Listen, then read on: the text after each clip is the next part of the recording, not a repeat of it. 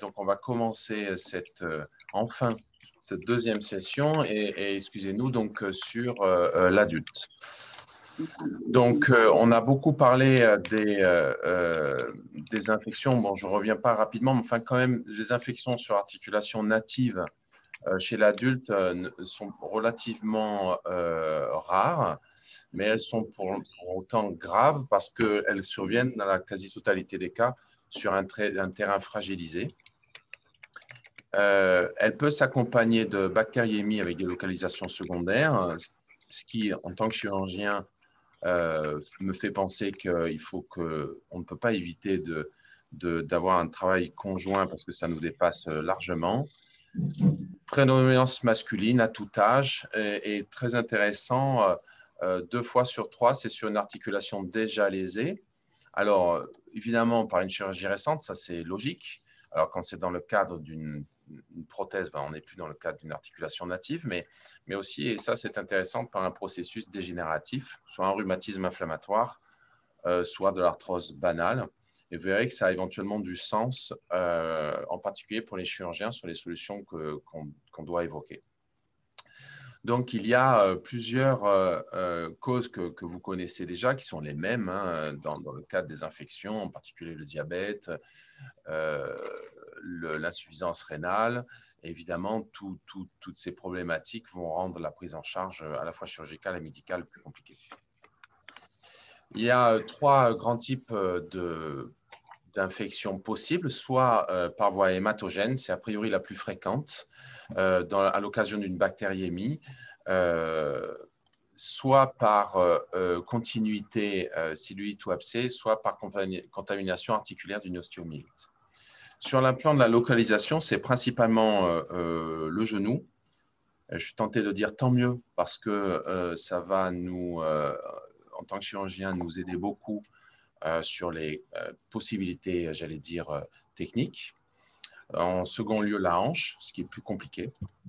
L'épaule, et puis ensuite, il y a tout le reste. Cheville, coude, poignet, pied et main. Dans environ 1 cas sur 10, la localisation est polyarticulaire. Au niveau physiopathe, il nous faut connaître une classification, mais il y a 3 grands stades. Le premier est liquidien. Très rapidement, ça devient synovial, en quelques heures ou quelques jours au maximum. Et puis, en quelques jours ou quelques semaines, ça devient osseux. Mais ce que l'on doit connaître, c'est cette classification de Gatcher qui est très ancienne, mais pour l'instant, on n'en a pas d'autres et elle est assez consensuelle. La première, donc, c'est une opacité du liquide avec une synoviale qui est plutôt normale, avec quelques petits… l'aspect synovial, c'est ça, c'est un aspect genou, c'est normal.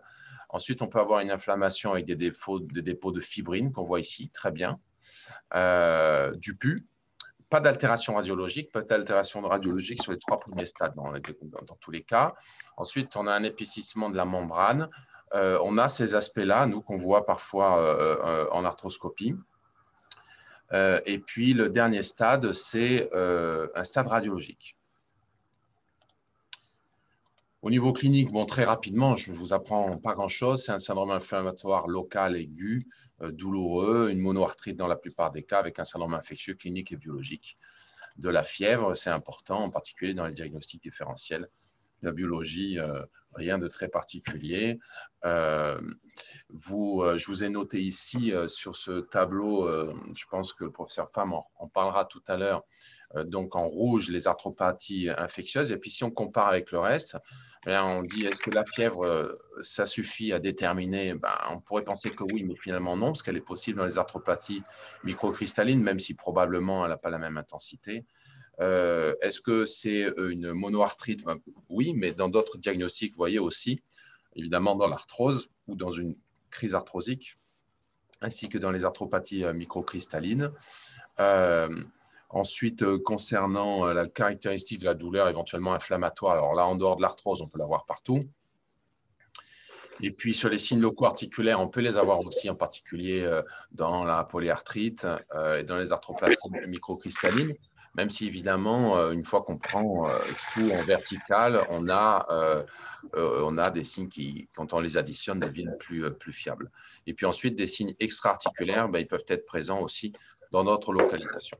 Donc, sur un plan clinique, on n'a pas de situation pathognomonique, même si je pense que c'est un diagnostic à évoquer en priorité, sachant qu'on doit en effet ne pas perdre de temps sur la prise en charge. Ne pas perdre de temps sur la prise en charge, ça veut dire quoi? Ça veut dire qu'on peut faire des examens paracliniques, biologiques, mais on peut faire de la radio. Cette radio, elle a un intérêt d'abord pour savoir dans quel état était l'articulation avant l'arthrite, et puis avoir une image index pour un éventuel suivi. Échographie ou scanner, très sincèrement, alors le scanner, je ne vois pas tellement d'utilité en pratique quotidienne. L'échographie, pourquoi pas pour toute articulation si on a un épanchement qui n'est pas évident, mais là, une articulation profonde telle que la hanche peut avoir un intérêt sur une clinique un peu frustre d'avoir un examen paraclinique, je suis tenté de dire le plus rapide d'obtention pour confirmer l'existence d'un épanchement intra-articulaire, sauf si bien entendu on a des informations plus évidentes comme en particulier une fistulisation à la peau. Scintigraphie au locaux, évidemment, elle peut être positive, mais le délai d'obtention ne me semble pas adapté. Pour l'IRM, c'est un petit peu la même chose. Les radiologues, et vous l'avez vu hier, témoignent de l'intérêt de l'IRM pour l'arthrite sur des articulations qui ont peu d'épanchement, comme l'articulation sacro-iliaque ou le pubis. Alors, il faut pratiquer une ponction intra-articulaire et je laisserai ensuite la parole à Amélie, mais j'ai trouvé intéressant cette règle des 3 C. Tout d'abord, il faut qu'on demande un examen cytologique avec une numération et un typage des cellules, un examen microbiologique, bien évidemment, avec un examen direct et culture, mais quelque chose que nous, on peut éventuellement oublier en tant que chirurgien, c'est une recherche de microcristaux, même si elle peut être rattrapée secondairement. Amélie? Oui, juste, a priori, il y en a qui n'ont pas de son, donc je ne sais pas. Si vous êtes nombreux, dites-le nous. Non, il y avait quelqu'un qui avait laissé son micro ouvert. Ah bon, ça va. Est-ce que tu peux me donner la main ou pas Non, pour… vas-y, continue. Hein, bon, ça va. Alors, juste mets-moi en grand, moi, parce que tu sais, je suis plus vieille que toi. Si tu peux mettre en diaporama. Donc moi, je vais vous parler du côté microbiologique. La grande actualité, c'est justement ces recommandations françaises, hein. On parlait du côté opposable. Maintenant, il y a des recommandations françaises sur le management des arthrites septiques articulation native. Donc, sur le plan diagnostique, ces recommandations, elles disent évidemment la place centrale de retrouver le germe. Il faut se donner tous les moyens de mettre en évidence le microbe. C'est le truc numéro 1. Donc, hémoculture, ne pas les oublier, et ponction articulaire à réaliser avant tout traitement antibiotique. Les autres marqueurs synoviaux, lactate et compagnie, ça n'a pas encore leur place dans les diagnostics d'arthrite septique, même si vous verrez des papiers passer là-dessus. Il ne faut jamais oublier, quand vous faites la ponction articulaire, de prendre un tube pour la recherche de microcristaux.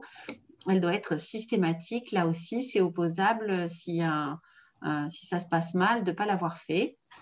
Puisque c'est dans les recommandations. L'écho, alors il y avait une rhumato qui posait la question, elle n'est pas indispensable, mais elle permet de confirmer l'épanchement et parfois de guider la ponction articulaire. Effectivement, on s'en sert assez largement dans les arthrites natives. La radio de référence, Xavier vient d'en parler, oui, c'est important de la faire, uniquement pour avoir une espèce de photo de départ sur l'état de l'articulation. Et l'écho cardiaque, donc cette fameuse ETT qu'on demande très souvent en tant qu'infectiologue, elle a été précisée en fonction du germe. Ce n'est pas dans toutes les arthrites infectieuses, c'est Staph aureus, les streptos non groupables d'origine bucco-dentaire le Streptococcus galoviticus et l'Enterococcus fecalis. Voilà. Donc ensuite, la ponction articulaire avant tout traitement antibiotique, je le répète, condition d'asepsie chirurgicale. Il faut faire un prélèvement pas sur n'importe quoi, hein, pas juste sur un pot stérile. Il faut un flacon à billes parce que très souvent, le pus riche en protéines a tendance à coaguler. Donc flacon à billes ou tube citraté ou hépariné. Oui, bon, on en parle après. Ça permet déjà de voir le liquide, hein, puisque vous allez voir que dans l'organigramme, dès qu'on a du pus, on peut envoyer les antibiotiques, faire l'analyse cytologique, biochimique, bactériologique, examen direct avec le gramme. Alors, pas tous les labos le font, hein, parce que maintenant, avec la PCR et les très bonnes conditions de culture, c'est vrai qu'il y a pas mal de labos qui ne font pas l'examen direct. Recherche de cristaux et donc ensemencement sur les flacons d'hémoculture, qui a un intérêt pour les germes fragiles. Quand il y a un faible inoculum bactérien, ça va permettre de faire pousser vraiment plus vite et plus facilement les bébêtes. Il faut évidemment que ça ne traîne pas 24 heures, puisque je répète, riche en protéines, tendance à coaguler. Il faut que ça devrait arriver, c'est dans les recommandations, dans les 2 heures au laboratoire. Voilà, donc ce n'est pas quelque chose qu'on met au frigo et qu'on enverra demain. Et donc, il faudrait, si jamais le patient a eu des antibiotiques, les avoir arrêtés depuis au moins 7 jours, voire 15 jours, s'il a eu des fluoroquinolones ou vibramycine, mais tout ça, si on est hors contexte urgence. Hein. Donc, les hémocultures, il ne faut pas les oublier. Il faut qu'elles soient répétées. Il faut, si jamais le patient justement a un PICC line ou un porte-à-4, il ne faut pas piquer que sur le PICC line ou le porte-à-4. Il faut les faire aussi en périphérie. Il faut vraiment le rappeler aux infirmières. 2 paires d'émoc, aéro-anaérobie, même s'il n'y a pas de fièvre. Et d'ailleurs, il n'y a plus de raison de faire ces hémocultures au moment du pic, comme on l'a tous appris. Finalement, il n'y a pas de... Voilà, c'est pas parce qu'il a... De toute façon, même s'il n'a pas de fièvre, il faut faire les hémocultures et il ne faut plus écrire au moment du pic fébrile. Voilà, ça n'a plus de raison d'être. Parce que justement, maintenant, on a ces flacons d'émoc qui permettent de mettre en évidence les germes beaucoup plus facilement. Il faut par contre que les flacons d'émoc soient suffisamment remplis, ça c'est très important. Et je pense que ça aussi, c'est quelque chose à toujours rappeler aux infirmières. Au moins 8 millilitres par flacon, ça réduit le risque de faux négatifs. Savoir que dans les arthrites septiques, les hémocultures, elles vont être le seul prélèvement qui va être positif dans 10% des cas, c'est pas négligeable. Donc voilà, il faut essayer de les faire de façon systématique. Et elles sont, selon les séries, entre 20 et 40% des cas positives aux mêmes germes que la ponction articulaire. Donc, il y a quand même le problème des arthrites septiques avec hémoculture et ponction articulaire négative. Hein, c'est 20% des cas. Donc, vous voyez, ça, c'était une étude qui date un petit peu, mais sur 400 patients, il y avait 74 non documentés. Et finalement, il y avait une maladie rhumatismale quand même dans 20% des cas, d'où l'importance vraiment de faire la recherche de cristaux. Et puis, sinon, elle était probable quand même, septique probable, dans 30% des cas. Et donc là, on va faire la diapositive suivante pour justement pallier à tous ces germes atypiques, enfin en tout cas qui ne poussent pas avec les cultures standards, qui sont listés là. Bon, à Marseille, je vous en ai parlé hier du kit os, on a le kit arthrite, on a des kits un peu pour tout. Alors, vous le trouverez peut-être un petit peu trop, tu vas un petit peu vite, un petit peu trop riche, mais c'est vrai que c'est exhaustif. Donc, les arthrites infectieuses qui ne vont pas pousser, bon, c'est en premier lieu la tuberculose, même si ce n'est pas extrêmement fréquent, on est quand même on a de plus en plus de jeunes migrants et on en voit arriver des arthrites tuberculeuses qui sont souvent qui ne sont pas mis en évidence, qui sont difficiles à mettre en évidence de toutes les façons. Donc, de le faire de façon systématique sur toutes les arthrites qui n'ont pas poussé au bout de 72 heures, on fait partir les PCR. Donc, il faut en fait d'avoir préparé un kit avec tous les prélèvements ça permet, si vous voulez, de ne pas se dire, après avoir envoyé les antibiotiques, ah mince, je n'ai pas cherché par exemple, la Francisella tularensis, parce que finalement, après avoir interrogé mon patient, je me suis aperçue qu'il s'était fait mordre ou il s'était blessé avec un lièvre parce que c'était un chasseur, et dans l'urgence, je n'ai pas pu l'interroger. Eh bien, en fait, d'avoir pris le nombre de prélèvements nécessaires dans les pots qu'il faut à l'avance, quitte à ne pas s'en servir, ça permet de faire des recherches quand même a posteriori de bonne qualité. Donc voilà, donc y a tout ça. Les flacons, oui, flacons d'hémoculture très importants.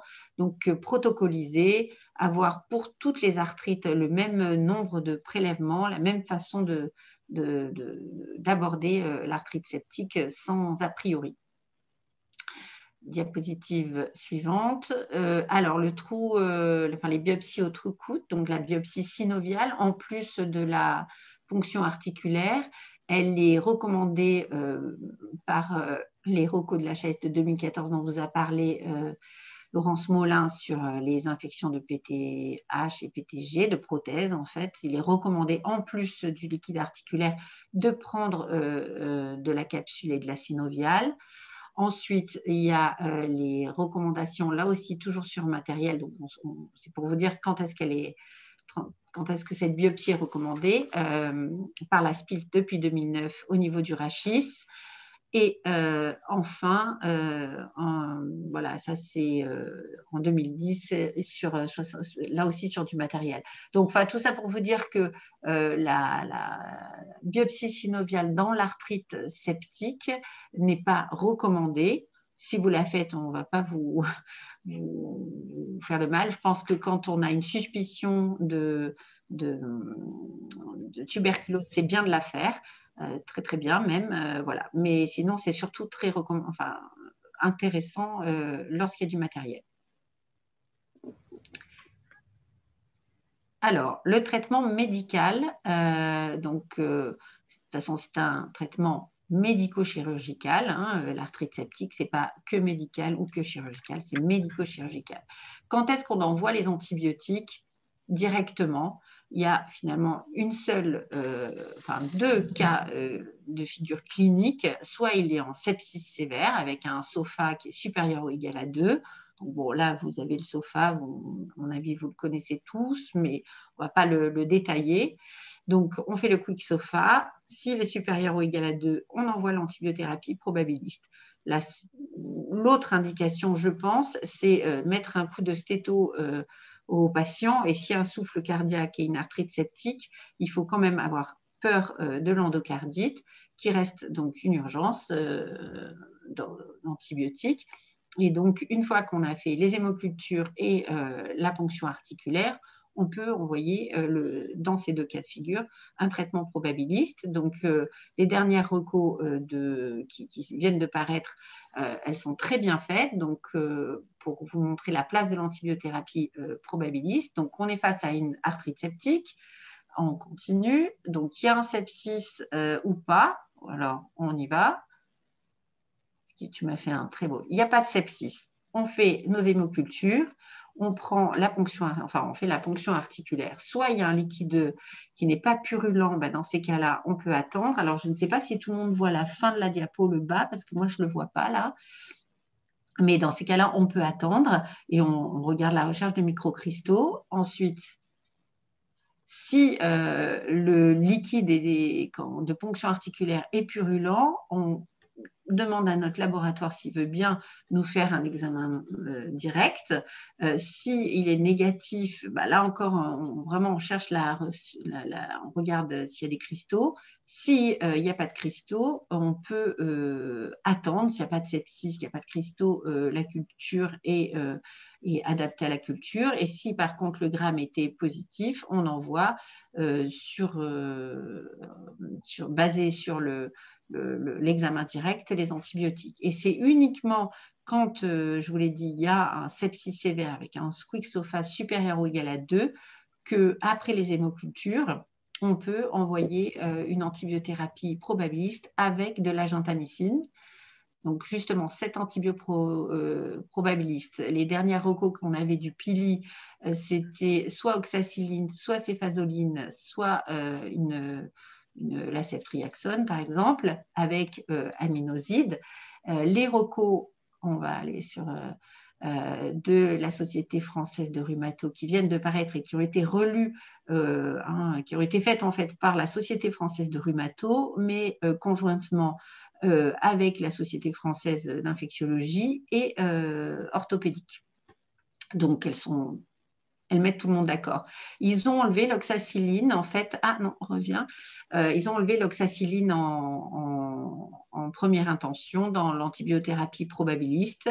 Ils proposent la céphazoline avant 70 ans, qui marche très bien, et aussi bien que l'oxacilline sur le staphylocoque, qui marche très bien sur les streptocoques. Donc, pas besoin de mettre autre chose. Et il y a moins de toxicité, c'est plus facile. Et après 70 ans, pour couvrir un peu plus les entérobactéries, ils proposent plutôt la ceftriaxone, enfin une C3G, après 70 ans, avec donc les aminosides quand on est en stade de sepsis, évidemment. À savoir qu'il y a quand même un petit bémol, je trouve, à ces recommandations, c'est quand même une émergence, une réémergence des gonococcies avec des arthrites gonococciques. C'est pas rare qu'on en voit quand même. Et donc, je pense que si vous avez un jeune qui arrive avec une arthrite septique, la C3G, un très jeune, qui a des facteurs de risque d'IST, peut être pas d'oxa. En fait, l'oxacilline, pourquoi pas d'oxa, je réponds en même temps, c'est la neurotoxicité, le nombre de perfusions, et voilà, et que la céphazoline faisait aussi bien. Alors, on continue. Donc, ça, c'est les dernières. Alors, les recos anglaises, mais qui sont les mêmes finalement pour les recos françaises. Évidemment, quand il y a un haut risque d'avoir un staphylocoque méticilline résistant, eh bien, la vanco et une céphalosporine de 3e génération sont indiquées. Voilà, on peut continuer. Les Belges, ils sont restés oxacilline et rocéphine, eux. Et par contre, des facteurs de risque d'infection à staph métière, vanco et ceftriaxone. Donc voilà pour l'antibiothérapie probabiliste. Maintenant, l'antibiothérapie adaptée, eh bien, voilà, on a repris ce tableau de la Société française de rhumato. Vas-y, continue. Donc, adapté, en général, ce sont des bactéries gram-positives dans toutes les études. Très, très largement le staphylocoque aureus. Ensuite, en deuxième position, un streptocoque et les BGN, à peu près équivalents. Donc, vous le voyez dans ces deux séries, à peu près entre 10 et 25% de culture stérile. Il faut savoir que de répéter une ponction articulaire augmente de 40% les chances d'obtenir une culture positive. Donc, il ne faut pas hésiter, au bout de 72 heures, si c'est négatif, de reponctionner. Et si vous n'avez pas mis les antibiotiques, évidemment. On continue. Donc, justement, face à tout ça, la société, les dernières recommandations, je ne vais pas vous faire le listing à l'après-vert, mais en fonction du microbe retrouvé, vous avez la première ligne d'antibiotiques IV suivie de propositions de switch oral. C'est comme d'habitude, des antibiotiques qui diffusent bien dans l'os, donc surtout la rifampicine, les fluoroquinolones, l'amox sur les streptocoques et les entérocoques. Voilà, avec aussi des contre-indications. Vous voyez ce que je vous disais tout à l'heure, l'adapto, hop, on revient en arrière s'il te plaît. Non, tu vas trop vite. Dapto, l'inésolide, vous voyez, qui arrive, enfin en tout cas, c'est à ma connaissance la première fois que je les vois dans des recommandations pour l'ostéo-articulaire. Savoir que, qu'est-ce que je dois vous dire, que l'antibiothérapie IV, alors vas-y, passe. Si le Bactrim est positionné, mais plutôt en deuxième. Aucun schéma thérapeutique n'a montré de supériorité, c'est-à-dire à part voilà, la rifampicine fluoroquinolone, ça on sait que ça marche très très bien. Après, si on fait Rifabactrim, voilà, on a il n'y aura pas de problème. Donc, bonne diffusion synoviale de la plupart des anti-staphylococciques oraux, monobithérapie. Donc là, ils ont l'air de plutôt proposer des bithérapies. Voilà, on continue. Alors après, c'est la durée du traitement IV. Historiquement, on dit 2 semaines. Il n'y a pas eu d'études, à ma connaissance, faites pour le moment sur pouvant réduire en fait la durée de l'antibiothérapie IV chez l'adulte. Ça a été fait en revanche en pédiatrie, qui ont montré que 7 jours n'entraînaient pas une perte de chance par rapport à 2 semaines. Donc, il n'y aurait pas trop de raisons que ça change pour les adultes. Donc voilà, on est plutôt de toutes les façons dans une tendance à diminuer au maximum l'antibiothérapie parentérale chez tous les patients. Dès qu'on peut se passer d'intraveineux, que ce n'est pas indispensable, il faut s'en passer. Alors, on continue. Alors oui, il y a en revanche pour la durée totale du traitement aussi d'une arthrite septique native, on est toujours aussi en pourparlers, j'allais dire. Normalement, c'était 6 semaines, et puis il y a 4 semaines, et puis on approcherait peut-être les 3 semaines. Donc, il y a un PHRC en cours. Peut-être vous en faites partie dans vos centres. C'est l'étude Chazard qui vise à voir si une antibiothérapie orale de 3 semaines versus 6 semaines serait aussi efficace. Donc, ben, voilà, on va attendre les résultats de ce PHRC. Je pense que c'est intéressant parce que très probablement, on traite beaucoup de monde. Il y a peut-être des gens qui auront encore besoin de 6 semaines, hein, mais peut-être pas tout le monde.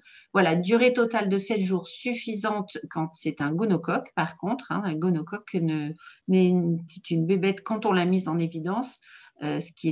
Attention, c'est une bactérie qui est très fragile, donc encore moins le truc qui reste au frigo. Là, vous êtes sûr que vous ne trouverez pas votre gonocoque si vous ne faites pas de PCR systématique. Donc, c'est important d'aussi prévenir votre laboratoire que vous le cherchez. Par contre, une fois que vous l'avez, ce n'est pas la peine de le traiter aussi longtemps que les autres. 7 jours, ça suffit.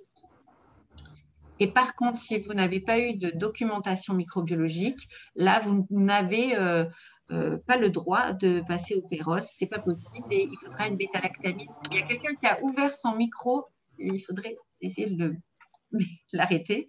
Et donc, le péros ne sera pas possible si vous n'avez pas trouvé le microbe. Il faudra donner une bêta-lactamine pendant 6 semaines. Dès qu'il y a une complication, alors c'est une complication là, pas précisée dans la conférence de consensus, mais je pense que c'est s'il y a une endocardite, une comorbidité associée, 15 jours IV sera possible. Continue.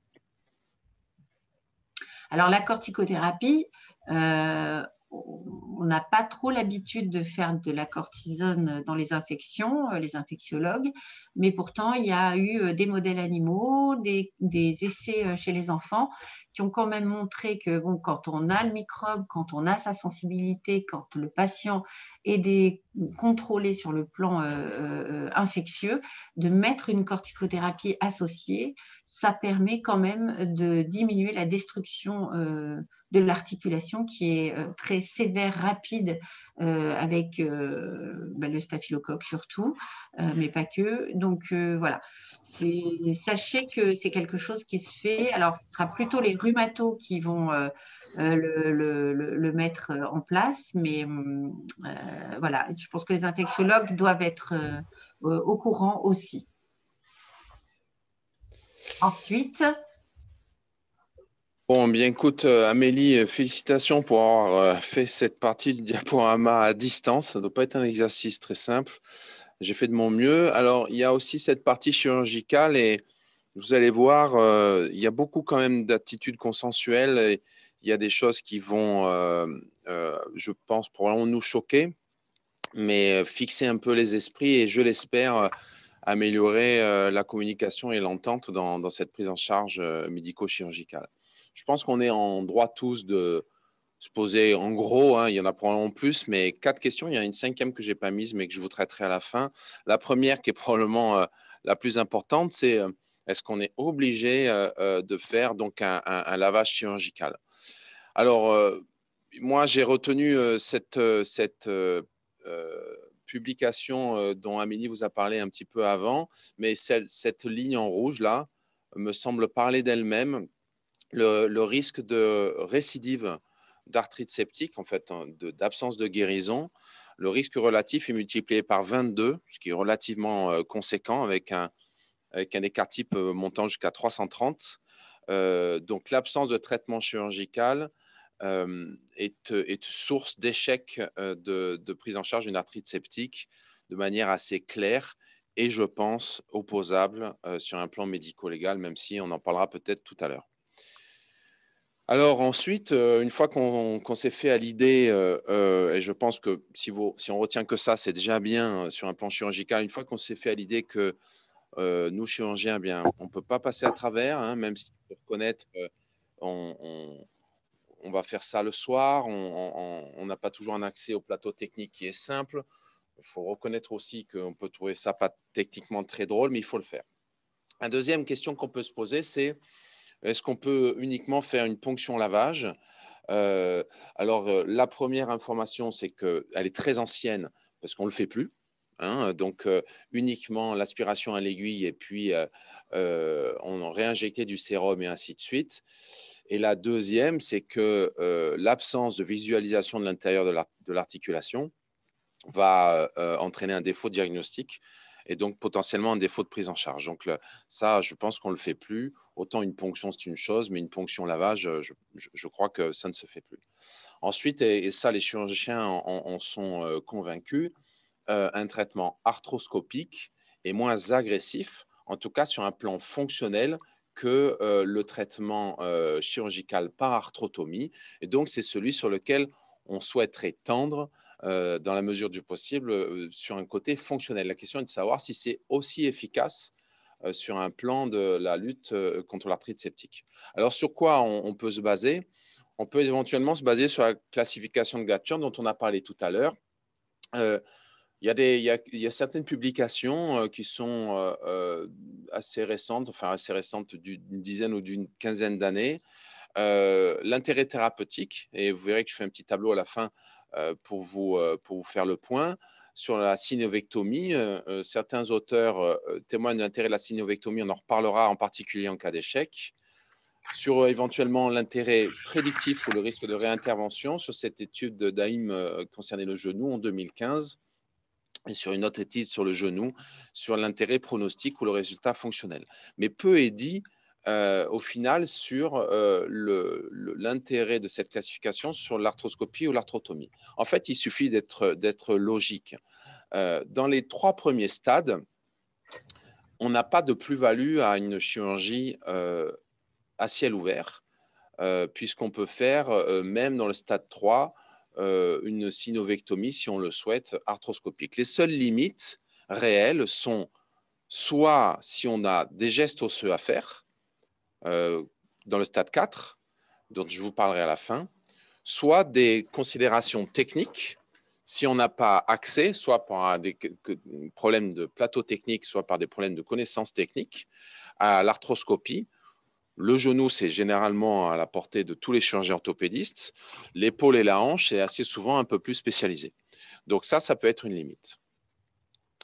En revanche, sur un plan médical, si on a connaissance de l'outil et qu'on dispose du plateau technique, les résultats de l'arthroscopie sont validés si on les regarde par rapport à l'arthrotomie. Là, on est sur des études relativement récentes sur toutes les articulations, genoux, hanches ou épaules, avec des taux d'efficacité qui sont similaires à ceux qu'on peut avoir par arthrotomie. Il semblerait y avoir moins d'échecs ou de moins de réinterventions. Ça, c'est 2 études, pour genoux et poignets. Et comme je vous le disais en introduction, et ça, c'est évidemment très cohérent, un meilleur résultat fonctionnel et une meilleure mobilité articulaire parce qu'on est moins agressif chirurgicalement. Sur un plan de la technique chirurgicale, il faut faire un lavage, bien entendu, c'est d'ailleurs le but, avec des grands volumes de solutions, hein, puisque certains auteurs vont jusqu'à 20 litres, ce qui est quand même relativement important. Il est conseillé de ne pas ajouter d'antiseptiques, non pas parce qu'il pourrait ne pas être efficace, ce qui est déjà un sujet, mais aussi et surtout parce que ces antiseptiques ont une toxicité cartilagineuse. Le cartilage n'est pas ou très peu vascularisé. Il a déjà donc des difficultés à se défendre contre l'infection. Il en aura d'autant plus à se défendre contre une agression chimique. Un drainage de courte durée, on en a parlé tout à l'heure, non pas parce qu'il ne serait pas efficace plus longtemps, mais parce qu'il va éventuellement nous gommer le jugement de l'efficacité de ce geste chirurgical et de fait l'intérêt de la nécessité d'un deuxième geste. Il y a aussi, en préparant ce topo avec Amélie, on s'était dit qu'on se poserait ces 2 questions. Il n'y a pas, en tout cas chez l'adulte, de preuves scientifiques de l'intérêt pour la lutte contre l'infection, de l'immobilisation du membre, donc dans une attelle ou dans un plâtre, voire, en tout cas pour le membre inférieur, de restriction d'appui. En fait, c'est évidemment au seuil douloureux. Ce n'est pas parce qu'on a l'autorisation de le faire qu'on est obligé, mais en tout cas, ce n'est pas interdit. Question suivante dont je vous parlais en introduction, qu'on est aussi en mesure de se poser, c'est est-ce qu'on peut faire un simple lavage ou est-ce qu'il faut faire une synovectomie? Alors, là aussi, il y a une attitude qui est relativement consensuelle, pas de synovectomie de principe. En deuxième lieu, parce que ça, nous, on le sait, c'est enraidissant. On le sait quand on fait des synovectomies dans des pathologies rhumatismales. Et aussi parce que la synoviale, elle est richement vascularisée. Vous allez me dire, ça peut permettre une bactériémie, mais bon, ça apporte aussi des cellules anti-inflammatoires et anti-infectieuses, des cytokines. Il est relativement admis que si vous avez ou une récidive ou un stade 2, c'est-à-dire avec une synovite et puis des fausses membranes et des choses comme ça, que de faire une synovectomie peut améliorer la lutte contre l'infection. Et comme je vous le disais, cette synovectomie peut être réalisée sous arthroscopie, sous réserve, une fois de plus, qu'on ait à la fois la connaissance de l'outil et la disposition de l'outil. Combien de lavages? Une fois de plus, je me fais l'avocat du diable en tant que chirurgien. Déjà, on s'est commis, entre guillemets, il faut dire la vérité, on a l'impression d'avoir rendu service en ayant fait un lavage d'arthroscopie. On se dit, bon, ben maintenant on sort de la boucle. Non, ben, en fait, c'est faux. Un seul lavage, ça peut être efficace dans certaines équipes, certaines publications jusqu'à 90%. Mais si on regarde la littérature, bien, c'est en faisant jusqu'à 3 lavages qu'on a pu obtenir le résultat définitif. Et comme vous le voyez ici, 21 fois un seul lavage a suffi. Mais en fait, dans des infections de stade plus évolué, comme le stade 2 dont je vous ai parlé, 2 ou 3 lavages ont été nécessaires. Et dans les stades 3, c'est un petit peu différent parce qu'il commence à y avoir des lésions osseuses, comme je vous disais. Donc, un relavage, bien oui, un deuxième lavage arthroscopique. Alors, ce n'est pas peu dans les recommandations, c'est doit être envisagé en cas de fluide purulent persistant ou d'une culture positive après 5 à 7 jours d'antibiothérapie appropriée, ce qui est quand même relativement clair comme message et assez fort aussi, moi je trouve.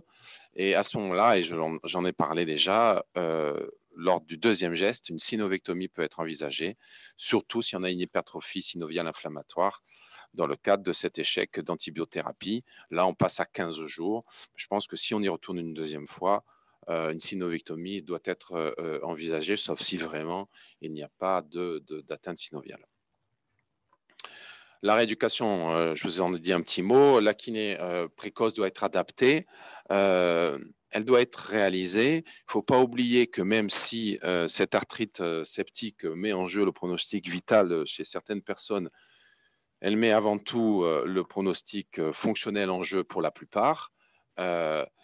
Et que donc la rééducation précoce doit être un outil pour lutter contre les séquelles, en particulier la raideur. L'immobilisation, elle est à visée antalgique uniquement, et la remise en charge partielle peut être envisagée. Il n'y a pas de preuve de l'intérêt d'interdire l'appui à la fois sur un plan fonctionnel et surtout sur un plan anti-infection.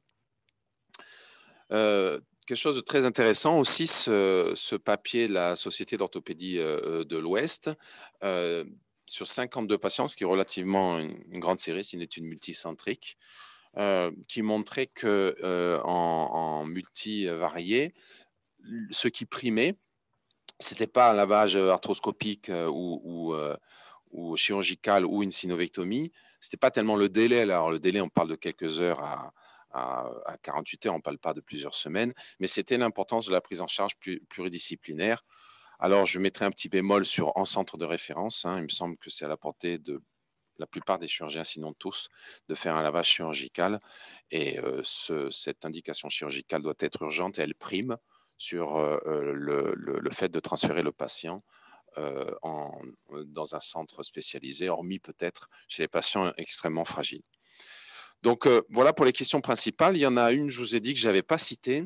C'est, voilà, si on a une arthrite septique et qu'on a cette radio-là, ce que l'on sait, c'est que l'articulation est, excusez-moi l'acronyme, enfin, l'articulation est foutue, elle est perdue.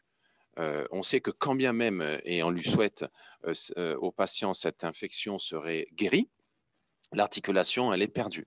Donc, dans cette situation, et c'est la raison probablement pour laquelle c'est intéressant d'avoir une radiographie au début et une radiographie durant le processus, la radiographie qui va nous aider pour la classification de Gatcher, bien, on peut faire une résection arthroplastique.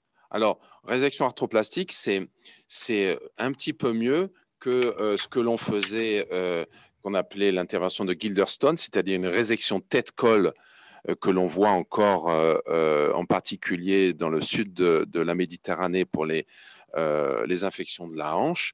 On va faire une résection, mais on va mettre un spacer, comme on le ferait dans le cadre d'une infection sur une arthroplastie. Donc, vous le voyez ici, publié au niveau du genou en 2014, mais ça a été publié dans beaucoup d'autres articulations.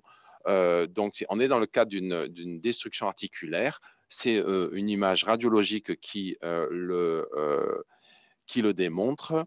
En cas de reprise chirurgicale tardive, mais en fait, c'est la même chose, c'est-à-dire que dans le cadre d'une prise en charge tardive, vous aurez cette atteinte articulaire. Et puis aussi très intéressant, et c'est ce que je vous disais en introduction, dans le cadre éventuellement d'une articulation, et c'est le cas 2 fois sur 3, qui était le siège d'une atteinte articulaire préexistante à l'arthrite, soit arthritique, inflammatoire, soit arthrosique, bien, on sait que l'articulation était déjà abîmée et qu'elle va être définitivement détruite si on y additionne l'agression réalisée par l'arthrite, et que dans ces conditions, il ne sert à rien de vouloir absolument la sauver. On voit ce cas-là ici. Moi, j'ai eu à traiter il y a quelques mois une patiente qui avait une atteinte un petit peu moins sévère que celle-ci sur une spondylodicite qui avait entraîné un abcès articulaire par le psoas. Et afin plutôt que de faire une ponction pré-prothèse de hanche, on a fait une chirurgie pour faire, entre guillemets, une biopsie exérèse en faisant une résection tête-col, un spacer, parti sur 6 semaines, et ensuite une prothèse de hanche dans de bonnes conditions, et un résultat fonctionnel qui, au final, supporte très bien cette deuxième intervention. Alors, en conclusion, je pense qu'on peut s'entendre pour dire, on a dit en introduction, que l'arthrite septique est une urgence médico-chirurgicale avec des risques fonctionnels constants, et parfois vitaux, que des prélèvements, évidemment, dans l'idéal, doivent être faits avant l'antibiothérapie, la ponction et les hémocultures. Amélie a bien insisté là-dessus. La porte d'entrée doit être recherchée, mais j'allais dire, ne doit pas retarder la prise en charge médico-chirurgicale de l'infection de l'articulation. Le lavage, si possible, arthroscopique. Rien ne s'y oppose, je le répète, sauf si on n'a ni les connaissances ni le plateau technique. Il est indiqué ce lavage immédiatement pour tous les cas, y compris, et je précède, une petite articulation comme le poignet. Alors, c'est vrai que pour le bassin, c'est un petit peu plus compliqué. Le pubis ou les sacroiliaques, même si c'est extrêmement rare, et ce sont souvent plutôt des ostéoarthrites, on en parlera avec Amélie, associés à une synovectomie en cas d'échec ou en cas de Gatcher 2 ou 3. Et ce lavage doit être envisagé une deuxième fois, voire plus, si le traitement antibiotique est inefficace. Dernière croyance à annuler, il n'y a pas à immobiliser l'articulation. Une rééducation précoce est indiquée en fonction de la douleur. Voilà, je vous remercie pour votre attention et évidemment,